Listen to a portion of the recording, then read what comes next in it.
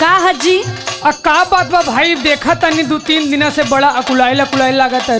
ए जी देखी हाई गांव का किच किच देख के ना मन हमार एकदम उबिया गइल है। का भइल हमरा गांव के हो? सुना बतावत हई। सुनावा।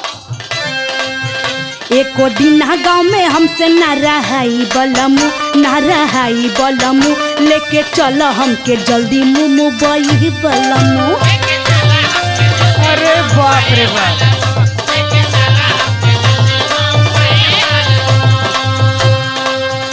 अरे का मुंबई के तुलना हमरे गांव से करे तारू? हमरे गांव के बारे में तू का जानबो? अभी 4 दिन भइल आए। अच्छा सुनावा। जामन मजा पैबू गौआ जावरिया में, हाँ जावरिया में ऊना मजा मिली गोरिया सहरिया में।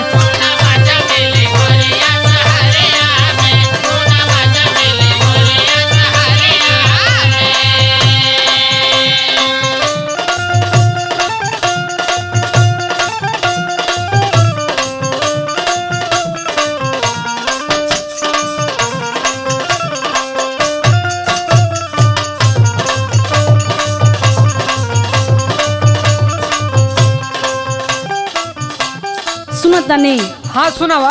देखिए जब गांव का हवा लगत है ना, हाँ देह में मारे खुजली होके लगत है जी। अरे मने वहाँ ऐसे के हवा से तोहे ना दिक्कत होत रहे, यहाँ गांव के पुरवैया हवा में तोहे खजली हो खाता। सूटे ना करत है। अरे का सूट करी?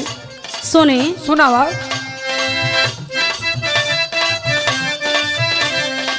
चुए पसीना हो गरमी बाबेसी,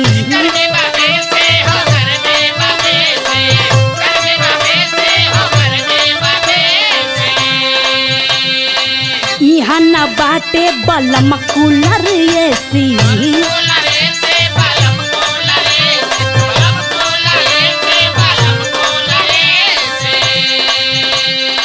चुए पसीना हो गर्मी बदेसी, यहाँ न बाटे बलम कूलर एसी। आ सुनी सुनाई। खाए के मिले न पिज्जा बर्गर रसमलाई बलमू लेके हमके चला जल्दी मुंबई बलमू।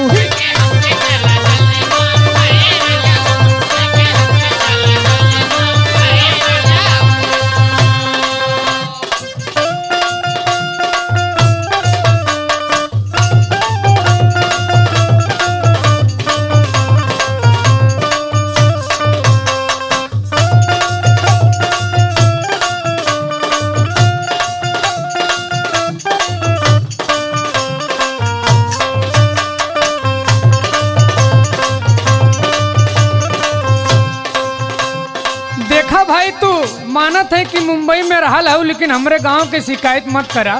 शिकायत ना करत है जिया। यहाँ के जोड़ा मत लगावा, हमार गांव है। अच्छा वो तो हमके पते है। सुना। लेकिन हमार आदत ना बा मुंबई में रहे के। अरे तोहार आदत के हम का कहीं। सुना हमार बतिया। हाँ सुनावा। गौवा हमार गोरी लाखों में एक बा,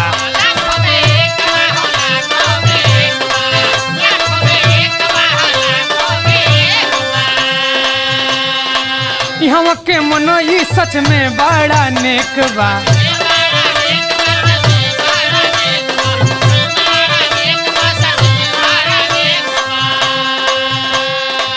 गौवा हमार गोरी लाखों में एक बा, यहाँ के मनई सच में बड़ा नेक बा। सुनावा। मजा मशरूम से ज्यादा बा मछरिया में, हाँ मछरिया में ऊना मजा मिली गोरिया सहरिया में।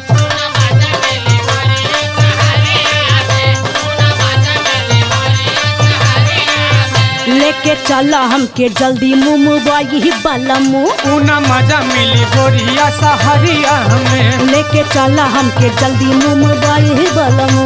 ऊना मजा मिली गोरिया सहरिया में। लेके चला हमके जल्दी मुंबई बलमू।